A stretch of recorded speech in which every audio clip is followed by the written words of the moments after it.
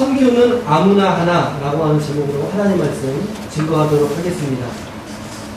제가 지난 주에 같은 본문의 말씀으로 공의와 사랑의 중간에서 라고 하는 제목으로 설교를 올렸죠.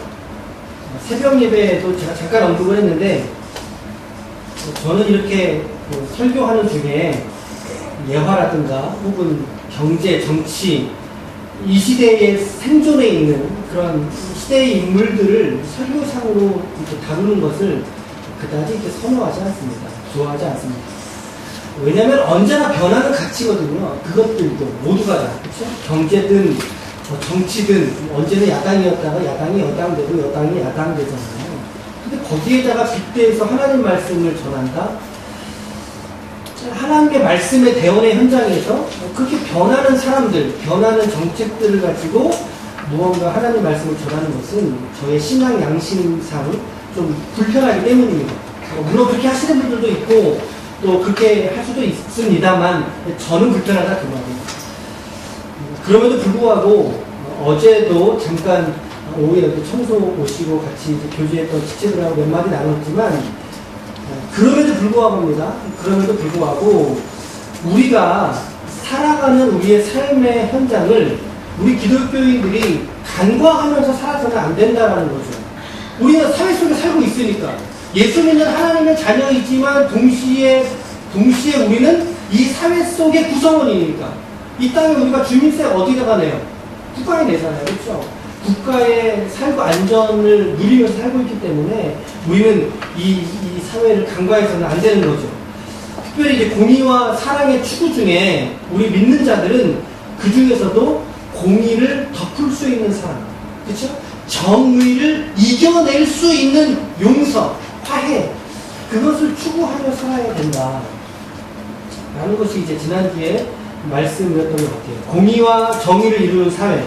아모스가 예언했던 사회가 바로 그거였어요. 공의를 하수와 같이, 그렇죠? 하나님의 정의를 물같이 그 땅 가운데 충만하게 드러내는 공의와 정의를 이루는 사회 필요합니다. 우리 모두의 이상적인 사회일 것입니다. 그런데 공의만 있고 사랑이 없으면요, 정의만 있고 용서가 없다면 그 사회는 이상적인 것 같아 보이지만 그러나 결국에는 말라 비틀어진, 누가 옳다 하느냐라고 하는 질문에만 이제 틀어박혀진, 말라 비틀어진 공의와 정의라고 하는 이름으로 왜곡된 사회가 되고 만다는 거예요. 오히려 핍절하고 서로 이렇게 여유 있지 못한 삶이 될 거라는 거죠. 여러분, 공의가 있는 곳에 반드시 사랑이 있어야 할 줄로 믿으시기 바랍니다. 정의가 실현된 곳에 반드시 용서가 함께 가야 한다는 거죠. 죄값을 물음과 동시에 그 죄값을 용서할 수 있는 사회가 되어야 한다는 거예요. 아니 어쩌면 더욱더 그 공의보다 더 큰 사랑이 있고 정의보다 더 큰 용서가 있을 때 비로소 우리 사회는 참된 하나님의 나라로 세워져 갈 수 있다라고 하는 것입니다. 오늘 저와 여러분들에게 바로 이렇게 하나님의 용서와 하나님의 사랑이 가득한 우리 공동체가 될 수 있기를 축복합니다. 이 사랑이 넘치고 이 용서가 넘치는 여러분들의 삶의 현장이 되시기를 축복합니다. 여러분 삶에 이 용서가 있어야 됩니다. 이 사랑이 있어야 된다는 거죠. 제가 이런 이야기를 시작을 하는 이유는 우리가 특별히 지난 주간에 이제 상주 선교를 좀 다녀왔잖아요. 또 몇몇 지체들은 캄보디아도 탈 없이 또 잘 다녀왔기 때문인 거죠. 반가운 얼굴을 보니까 저도 기분이 좋아집니다. 여러분, 선교를 간다는 것이 바로 그런 거예요. 선교를 간다는 것은요, 그 땅을 사랑하지 않도록 가서야 됩니다. 그렇죠? 그 땅을 용서하기 위하여 하나님과 그들과의 용서와 화해가 꿈과 비전이 되어서 가는 것이 선교거든요. 하나님의 나라로 그 현장을 인도할 수 있도록 무언가 하나라도 내 것이 들어가지 않으면 선교를 잘 할 수 없어요. 내 건강, 내 시간이 들어가야 되고요. 때로는 내 돈이 들어가야 된다는 거죠. 나라고 하는 인간 존재가 거기에 헌신되지 않고는 우리가 선교의 직을 온전히 감당할 수 없다는 것이죠. 그런 의미에서 본다면 여러분, 선교야말로 가장 놀랍고 가장 위대한 사랑의 실천이 바로 선교라고 하는 것입니다. 선교더라는 것이죠. 우리가 이것을 놓치지 않았으면 좋겠어요. 제가 오늘도 이제 요나를 또 이제 등장을 시켰죠. 이제 오늘 마지막 장 두 번째 살피고 있는데, 지난주에 언급한 것처럼 요나는 북이스라엘 멸망 전에 있었던 예언자입니다. BC 한 750년경. 대부분의 예언자들은요, 자국 내에서 자국민을 대상으로 한 예언을 했어요. 너희들 회개하라! 이러면서 이제 예언을 했다면, 특별히 요나는 이방 땅이죠. 이방 땅. 그것도 니느웨라고 하는 그 시대 속에서의 열강. 북이스라엘을 멸망시켰던 나라가 어디예요? 아수르거든요. 그 아수르의 수도가 니느웨인데, 그 니느웨라고 하는 도시에 하나님의 사명을 주신 거예요. 너 니느웨 땅으로 가서 하나님의 말씀을 전해라 라고 했다는 거죠. 그는 민족 우월주의에 사로잡힌 사람이었어요. 그래서 이방 땅에 하나님의 말씀이 선포되는 것을 그는 너무나 싫어했다는 거죠. 오늘 말씀도 보세요. 자기가 죽기까지 두 번이나 표현되고 있죠. 그만큼 이방 땅이 회복되고 변화되고 그 땅이 구원받는 사실에 대해서 그는 너무나 마음속에서 싫어했다라는 거죠. 하나님의 낯을 피해서요, 도망갑니다. 예언자가 도망가요. 배로 가게 되는데 그 배에서 풍랑을 만나서 배에 물에 던져지게 되죠. 큰 물고기 뱃속에 들어가게 됩니다. 그곳에서 사흘 동안 지나면서 회개하게 됩니다. 그게 요나서 2장에 있는 말씀이에요. 2장에 하나님, 내가 잘못했습니다. 나의 소원을 이제 주님께 갚겠습니다. 구원은 하나님께 속한 것이었군요 라고 회개를 하죠. 그랬더니 물고기가 이제 요나를 땅 위로 이제 뱉어냅니다. 그래서 이제 요나가 니느웨로 이제 입성하게 돼서 그 땅에서 복음을 전하게 되는데, 그가 자유로 전하지는 않은 것 같아요. 막 자원해서 전하지는 않은 것 같아요. 정말 그는 복음을 전하는 끝까지 하나님에게 이 복음의 결과에 대해서도 동의하지 않고, 오늘 말씀에서 뭐라고 그랬어요? 끝까지 불평하면서 말했잖아요. 물고기 뱃속에 들어갔던 일에 상당한 충격을 받고서는 그것이 두려웠던지 사흘길을 돌 수 있는 땅이라고 했어요. 니느웨가 얼마나 크냐? 사흘길이면 며칠 동안 돌 수 있는 곳이라는 거예요? 며칠? 사흘길이니까 4일이에요? 그렇죠. 3일이에요. 요 단어를 우리가 많이 좀 어려워해요. 하루, 이틀, 사흘, 나흘, 닷새여서 이렇게 가잖아요. 그러니까 예수님이 죽은 지 며칠 만에? 사흘 만에. 그래서 이제 생각을 하다 보면 4일이라고 그걸 착각하시는 분들이 있어요. 여튼 사흘길을 돌 수 있는 큰 도시였단 말이죠. 근데 사흘길을 돌아서 복음을 전해야 되는 땅인데, 근데 요나는 며칠 동안 복음을 전했을까요? 하루. 달랑 하루. 그들의 잘못을 막 지적하거나, 너희들은 회개하지 않으면 죽는다. 너희는 주님께 돌아가야 된다. 내가 하나님 말씀을 받았다.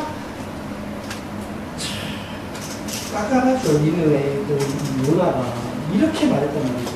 같이 읽어볼게요. 시작.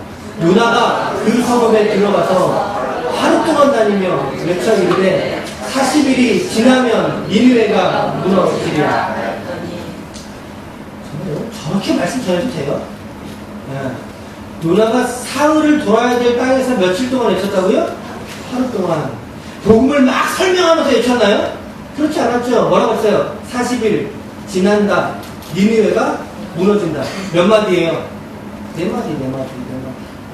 참 의문이 들 정도로 상당히 성의 없이 말씀을 전해봅니다. 자기 깐에는 말씀을 전한 거라고 하겠지만 상당히 성의 없이 말씀을 전해봅니다. 이번에 우리가 상주에 갔잖아요. 가서도 이제 복음을 전하는, 초청하는 데 갔는데, 어린이들, 장년들 함께 쫓아서 전도를 이동했거든요. 저렇게 말했겠어요? 어르신들한테? 저렇게 말했겠어요? 아니, 대충 했겠습니까? 그렇지 않아요. 올려면 오시고 말려면 마십시오. 그렇지 않았다는 거죠. 끝까지 우리가 붙들고요. 할머니, 어머니, 내일 정말 꼭 오셔야 돼요. 오늘 꼭 오셔야 돼요. 예수님 꼭 믿으셔야 돼요. 예수님 믿으셔야 천국 가요. 우리가 마음과 성심을 다 들여서 여러분 복음을 설명했겠고, 또 혹은 추천 집회 오시라고 이렇게 말씀을 드리지 않았겠어요? 캄보디아도 마찬가지였겠죠. 제가 작년 1월달에 캄보디아 청소년부 아이들 데리고 다녀왔거든요. 전문군 교도사와 같이 가가고 방문을 다 하면서도요, 캄보디아는 이게 대문인지 아닌지를 몰라요. 딱 그 앞에 가면 이게 대문인지 이게 있는 건지 없는 건지 몰라요. 있으면 이제 뚫리는 거고 없으면 그냥 들어가는 거예요. 캄보디아 통역하는 사람 한 명씩 붙여가지고 가는데 간곡하게 드리는 말씀은 한 가지죠. 당신은 예수님 믿어야 삽니다. 예수님 믿으십시오. 우리가 성실하게 마음을 드리고 마음을 졸이면서 그렇게 복음을 전한단 말이죠. 그런데 오늘 요나를 보세요. 요나 어떻게 전합니까? 아마 저 이야기 하는 것도 저기 외쳐라는 표현을 했지만 크게 외치지 않고 아마 저는 이제 묵상을 해보면 막 건들건들하면서 다니면서 아마 구석진에다가 솔직하게 이렇게 작게 하면 이렇게 살짝 그렇게 이야기했을 것 같아요. 큰 소리도 안 치고 말이죠. 듣던가 말던가. 40일 후에는 니느웨가 무너질 거야. 자, 하나님 말씀을 증거한 예언자의 태도가 엉망이었던 거죠. 엉망. 그런데 너무나 특이한 점은요. 예언자가 저런 태도로 과업을 수행했음에도 불구하고 하나님이요. 그 땅의 모든 사람들, 왕에서부터 이제 동물에 이르기까지, 심지어 동물에 이르기까지 전국적인 회개운동이 일어난 거예요. 그 땅에. 다 뒤집어지고 회개하고 자기가 악한 길과 손으로 떠난 행한 강포에서 자기가 떠나겠다고 하나님 앞에 막 서원하고 막 전 국민적으로 난리가 난 거죠. 난리가. 하나님이 그 땅을 고치신 겁니다. 하나님께서 그 땅을 구원하시더라는 거예요. 요나가 궁금한 거는요. 이곳이 이방 땅이고 이방 민족이고 게다가 적대국인데 어떻게 이 나라에 하나님께서 이런 구원의 역사가 일어날 수 있겠는가라고 하는 거죠. 자기는 그것이 너무 싫다는 거예요. 싫다는 거죠. 여러분 싫을 수도 있겠죠. 오늘 우리의 모습을 본다면 싫을 수 있겠죠.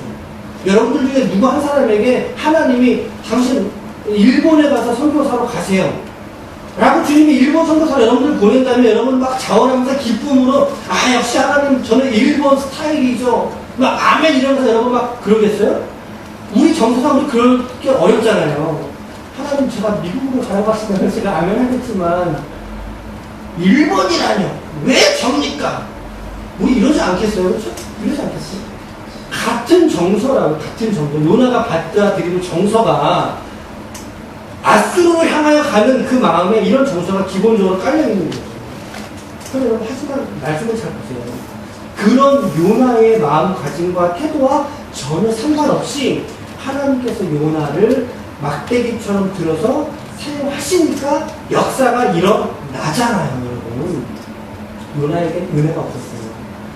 그에게 기쁨도 없었고 자원함도 없고 그저 시키니까 가라고 하시니까 그저 행한 것 뿐이라는 거죠. 그런데 어떻게 돼요? 그 땅이 하나님의 그의 자질과 그의 능력과 그의 돈과 그의 권력과 상관없이 하나님께서 그를 들어 쓰시지 않습니까?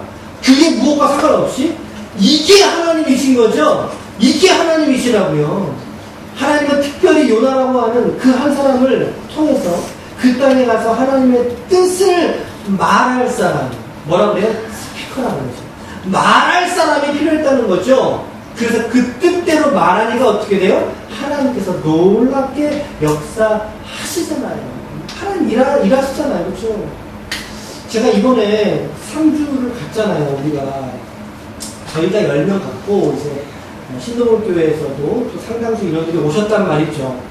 이번에 이 3주를 준비하면서 제가 이런 마음이었어요. 좀 타이트하게 진행되는 측면도 있고 좀 미리미리 준비를 해야 되는데 좀 미진했던 부분들이 없지 않았죠. 저희도 기도하면 준비하긴 했지만 기도가 부족하다. 저희 목회자 양심상 목회자 이렇게 기도가 부족하다. 이렇게 가면 안 되는데 이렇게 하면 안 되는데 이런 마음 우리 안에 또 혹은 이제 시도봉 교회도 지금 담임 목사 청빙 중에 있잖아요. 그러니까 많은 일들이 다 같아요. 다 받고 또 분주하고 내심 어떻게 이번에 이제 저 기쁨의 교회에 도움을 요청하셨으니까 어떻게 도와드리는 게 좋을까? 어떻게 돕고 어떻게 섬기는 게 의미가 있을까? 이런 고민을 계속 하던 중에 있었던 거죠. 그런데 이런 저의 우려와 이런 저의 준비되지 못한 것처럼 보이는 이런 모습에도 불구하고 정말 하나님이 예배 가운데 우리 금요일날 엊그저 저녁에 이제 예배 드리는데 정말 필요한 사람들을 유효적절하게 하나님 보내셨다 라고 하는 것을 확인하게 되는 순간이었어요.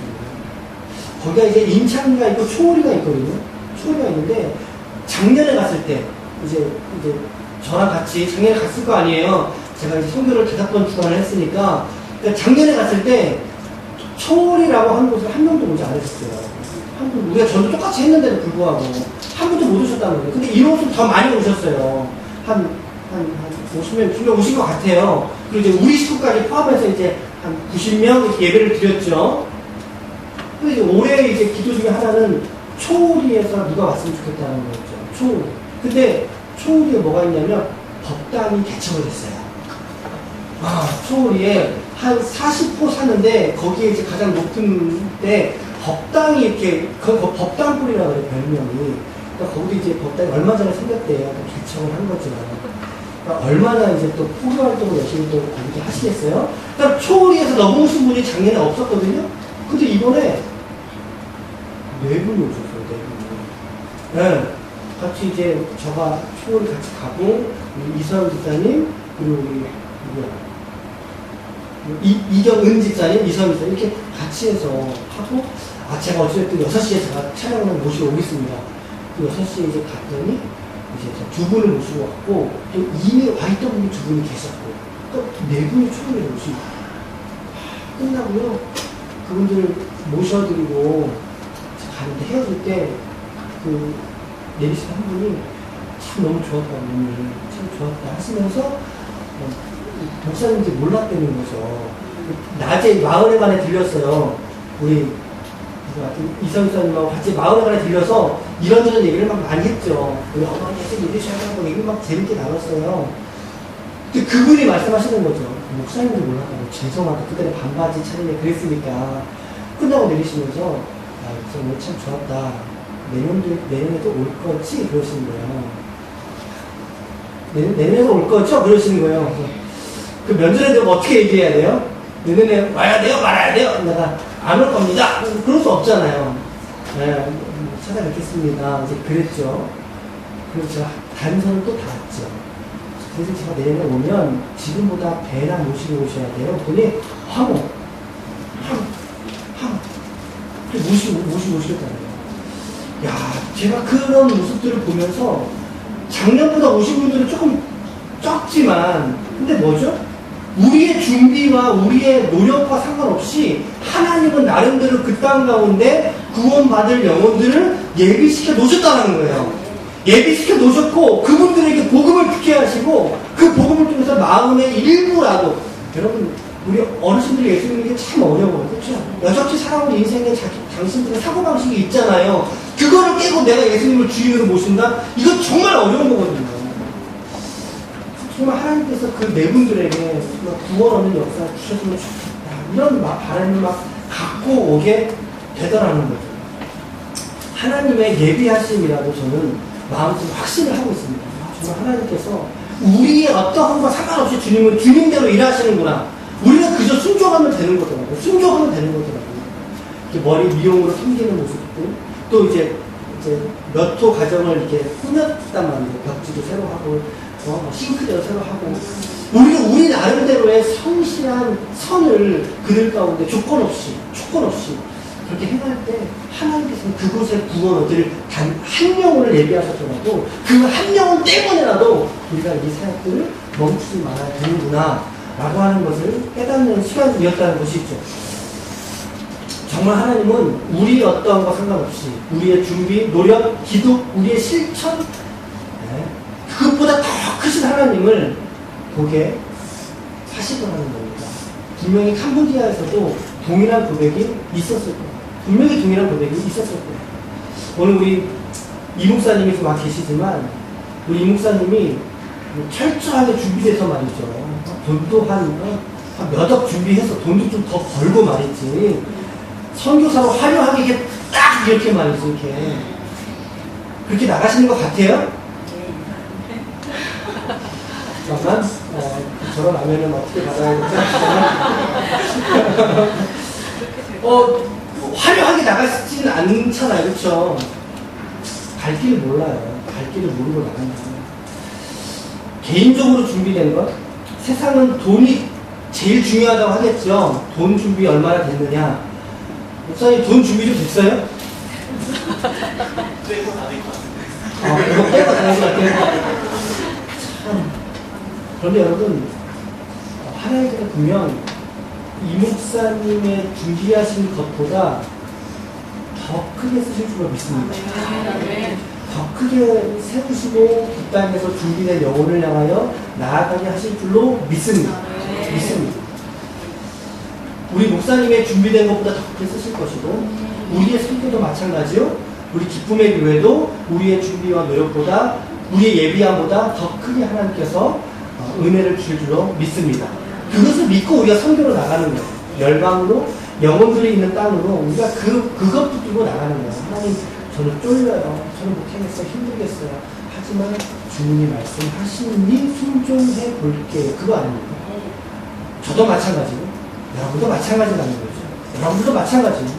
하나님은 여러분들의 어떠함보다 더 크신 줄로 믿으시기 바랍니다. 하나님은 여러분들이 가진 돈보다 더 크십니다. 하나님은 여러분들이 가진 상처보다 더 크십니다. 하나님이 더 크세요. 우리 그릇에 내가 준비된 것만큼 내가 쓰임받기를 원하지만 하나님은 그렇죠. 하나님의 손에 붙들린 그릇은요, 그 크기를 무한대로 확장되는 거 아닙니까? 요것만큼 내 그릇이가 나는 요것만큼 쓰임받아야지. 아니라고요. 그렇지 않다라는 거죠. 철저하게 하나님은 사람과 함께 일하셔요. 오늘 노나 같은 사람도 뜻이잖아요. 함께 일하는 건 사실이지만 그 열매와 그 소득과 숫자를 원하시는 게 아니라 그 부르심에 반응한 사람을 원하시는 거죠. 하나님은 사람을 원하신다는 거죠. 우리가 개척을 하게 되는 과정도 같은 연장선이겠죠. 개척교회니까 1년에 몇 명 이렇게 돼야 되고 2년 안에 몇 명 그것 바라고 우리가 목회한다면 어떻게 목회할 수 있겠습니까? 그것이 저의 삶에 하나님께 드려지는 열매가 그게 될 수 있겠어요? 주님 저 50명 목회하다 왔어요. 100명 목회하다 왔어요. 하나님 그게 저의 열매가 될 수 있겠어요? 천만의 말씀입니다. 그렇지 않다는 거죠. 여러분들도 마찬가지예요. 이런 부르심이 단지 목회자, 선교사 혹은 말씀 맡은 어떤 예언자들, 선지자들 특별하게 구별하여 부르신 종류의 사람들의 이야기가 아니라는 거죠. 하나님께서는 오늘 여러분들 모두를 그리스도인으로 부르신 줄로 믿습니다. 그렇게 부르셨기 때문에 우리에게는 그리스도인이라고 하는 그 이름의 사명이 부여된 자들이죠. 그 이름의 사명이 있어요. 그리스도인, 그 이름의 사명. 이게 뭐예요? 예수가 그리스도다라고 하는 선언입니다.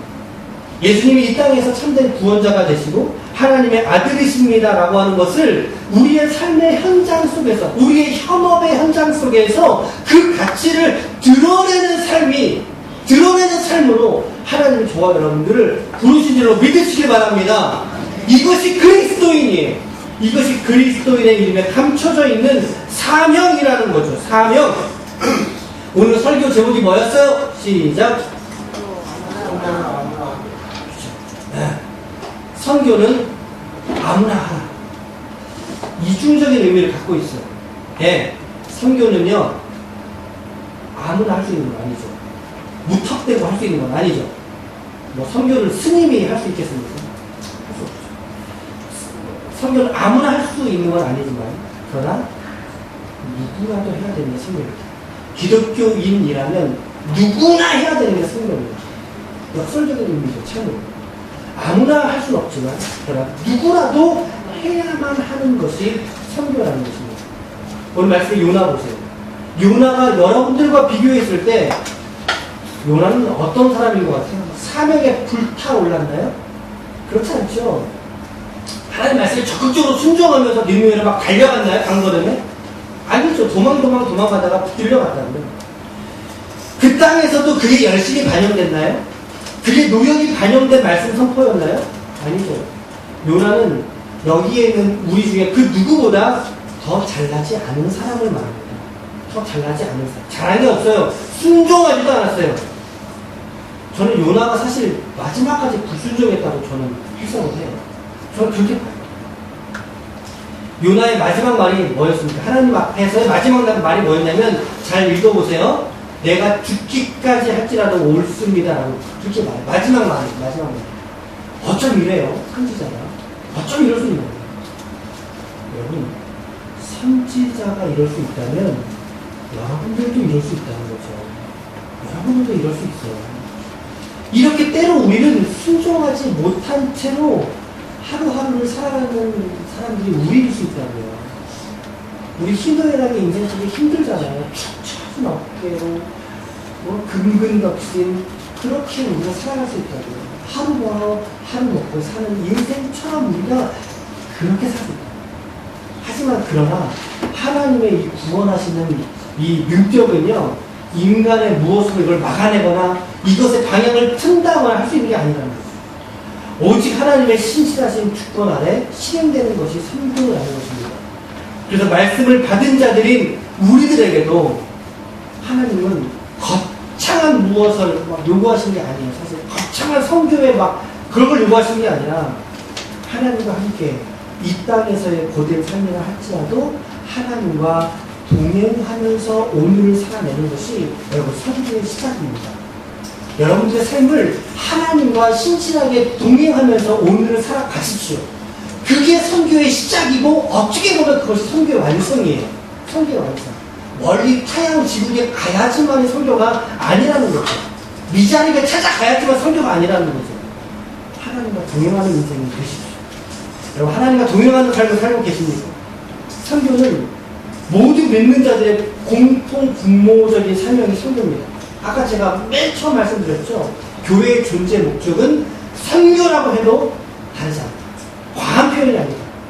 우리 각인들이 각자의 삶에서 은사와 역할과 직업이 다 다릅니다. 우리 직업이 다 달라요. 그러나 공통적인 사명이 있죠. 뭐예요? 우리는 선교적인 삶을 사는 존재입니다.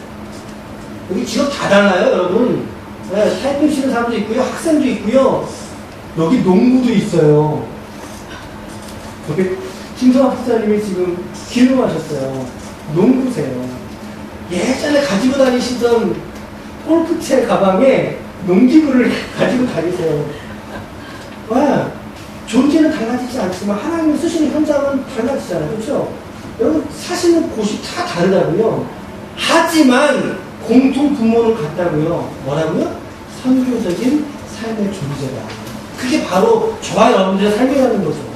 그러니까 여러분, 선교가 목적인 삶, 선교가 거창한 무엇이 아니라 아주 작고 사소해 보이는 그 하나, 그 삶에서 내가 살아가고 있는 이상 우리 모두는 선교 사람입니다. 우리 모두의 삶은 선교적이어야 되고 우리의 궁극적인 목적은 영혼들을 통한 하나님의 영광에 있다는 거죠. 오늘 우리 모든 자들이 이 사명과 부르심에 함께 순종할 수 있기를 축복합니다. 한번 따라해 봅시다. 하나님, 저는 생활 선교사입니다. 하나님, 저는 직업 선교사입니다. 그렇죠? 내 삶에 어떠함에 상관없어요, 여러분. 여러분들 생활 중에, 여러분들 직업 속에 하나님의 영광을 위한 삶이라면 그 삶이 선교적인 삶이 있다는 거죠. 이사야 43장 21절 말씀은 이렇게 말합니다. 시작. 이 백성은 내가 나를 위하여 지었나니 나를 찬송하게 하려 함이니라.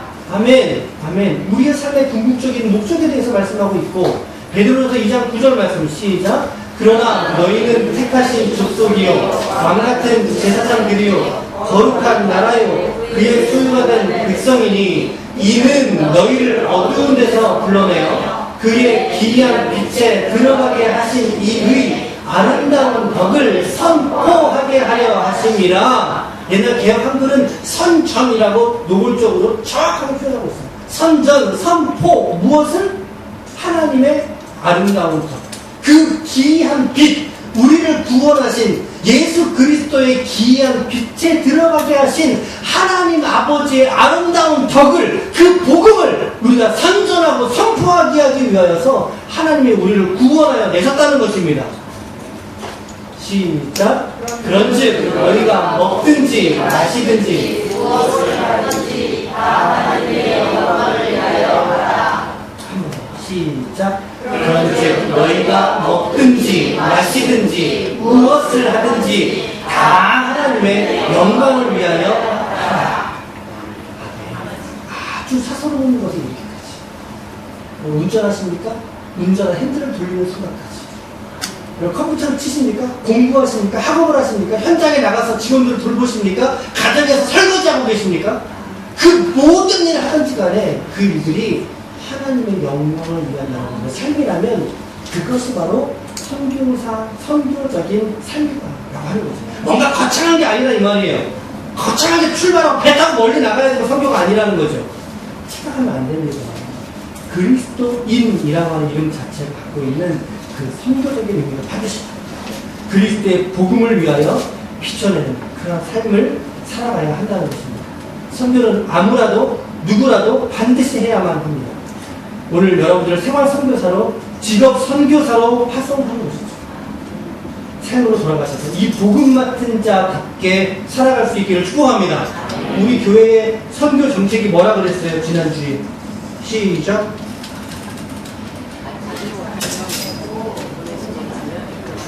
시작. 가지 못하면 보내고 보내지 못하면 입금한다. 너무 노골적이죠. 기억하셨으면 좋겠어요. 우리 교회는 이런 교회죠. 가는 교회요, 보내는 교회요, 후원하고 기도로 섬기는 교회요. 그렇죠? 결론의 말씀을 드릴게요. 저는 오늘 요나서 4장 이야기를 통해서 선교는 아무나 하나, 선교는 누구라도 할 수 있고 해야만 하는 것이 우리 그리스도인들의 본질적인 사명입니다. 어쩌면 요나라고 하는 인물은 하나님의 선교를 부르시는 그 부르심 앞에 있는 우리의 자화상이기도 할 것입니다. 저는 예수 믿은 세월이 얼마가 안 돼서요, 목사님. 예수 믿은 지 얼마 안 되었기 때문에 더욱 처음에 시작부터 우리는 바르게 가야 됩니다. 선교의 삶을 생각합니다. 아유, 목사님, 저는 예수 믿은 지 오래돼서 주변에 불신자가 없습니다. 오래 믿으셨기 때문에 우리 선교적인 삶으로 우리의 삶을 더 투신해야 한다는 것입니다. 저는 나이가 어려서 나이가 어리기 때문입니다. 저는 나이가 많아서 아니요, 나이가 많기 때문입니다. 피할 수 없는 부르심이라는 거예요. 우리가 가야 할 길은 바로 이 복음의 길이고 이 복음의 길이라는 것은 선교하시는 하나님을 우리가 깨닫지 않고는 갈 수가 없는 길이죠. 저와 함께 우리 이 길의 헌신과 순종을 저와 함께 드리며 하나님 앞에 나아갈 수 있기를 축복합니다. 아무쪼록 이 말씀 앞에 우리 모두가 함께 서서 주님, 저의 부족한 인생 경험과 누추한 삶의 형편이라 할지라도 저의 조금이라도 하나님 사용하여 주시옵소서 라고 하나님 앞에 결단할 수 있기를 축복해요. 또 우리 이건희 목사님의 이 선교에 나아가시는 길 위에 정말 하나님께서 크게 위로하시기를 축복합니다. 어린 두 자녀들을 위해서 기도해 주시고 그 가정에 힘을 얻고 은혜 가운데 나아갈 수 있도록 이 길로 끝까지 완주할 수 있도록 믿음으로 갖고 그의 출발선에 우리가 함께 기도로 나아갈 수 있는 우리 모두가 되었으면 좋겠습니다. 오늘 말씀 여기까지 하도록 하겠습니다.